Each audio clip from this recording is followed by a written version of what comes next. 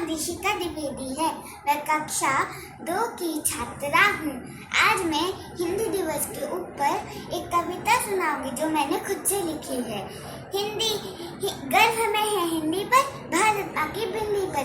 हिंदी मन में बसती है, हिंदी दिल में बसती है। अंग्रेजी के दौर पे हिंदी की हस्ती है। हिंदी को हम बचाएंगे, विश्व भाषा इसे बनाएंगे। धन्यवाद। नमस्कार सभी हिंदी प्रेमियों को और हिंदी भाषियों को हिंदी दिवस की अनंत शुभकामनाएं। आज मैं उपस्थित हूँ हिंदी और समाजशास्त्र जैसे विषय पर अपना संक्षिप्त वक्तव्य लेकर। हिंदी भाषा के माध्यम से भारत में लंबे समय से या यूं कहें कि जब से भारत में समाजशास्त्र का आयात किया गया यूरोप से, तब से लेकर अब तक अनेक शोध कार्य किए गए हैं, लेखन कार्य किए गए हैं और संभाषण भी दिए जाते रहे हैं। आज के दिन हिंदी दिवस के उपलक्ष्य में मेरी पहली अपील युवाओं से है। जो युवा शोधार्थी और विद्यार्थी हैं, उनका यह दायित्व है कि वे हिंदी भाषा के माध्यम से मौलिक अनुसंधान करें, नए अन्वेषण के माध्यम से अपनी संस्कृति का अध्ययन करें, भारतीय समाज में विद्यमान विविधताओं और अनेक नवीन तथ्यों को उद्घाटित करने का प्रयत्न करें। समाजशास्त्र में एक अत्यंत प्रचलित अध्ययन की विधा है लोक विधि विज्ञान अर्थात एथनोमेथोडोलॉजी। एथनोमेथोडोलॉजी लोक या जन के अध्ययन पर बल देती है और उसकी ये मान्यता है कि लोक या जन का अध्ययन, समूह का जो भी अध्ययन समूह है जिसका अध्ययन किया जा रहा है, उसका अध्ययन उसके मंतव्यों को जानते हुए और उसी के संदर्भ में किया जाना चाहिए। तो जब हम किसी अध्ययन समूह का अध्ययन उसी के संदर्भ में करेंगे तो उसके लिए हमें वहाँ की भाषा का जानना अत्यंत आवश्यक है।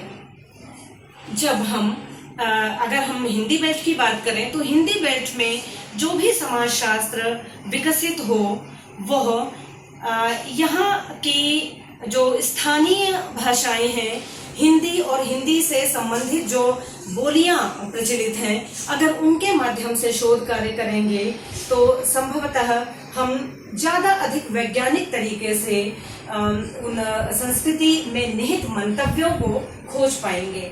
मंतव्यात्मक बोध की विधा भी यही कहती है कि किसी भी घटना प्रघटना या किसी भी समूह के निहित मंतव्यों को जानना ही समाजशास्त्र का लक्ष्य है। तो मंतव्यों को हम तभी जान पाएंगे जब हम अपनी भाषा में अध्ययन करेंगे या जिस संस्कृति या समाज का हम अध्ययन कर रहे हैं वहाँ की भाषा का हम प्रयोग करेंगे। समाजशास्त्र में हिंदी भाषा के माध्यम से अध्ययनों की एक लंबी परंपरा भी रही है। 1960 में ही प्रोफेसर D.N. मजूमदार प्रसिद्ध मानव शास्त्री और समाज शास्त्री रहे हैं, जो कि लखनऊ स्कूल ऑफ सोशियोलॉजी का एक अभिन्न हिस्सा हैं।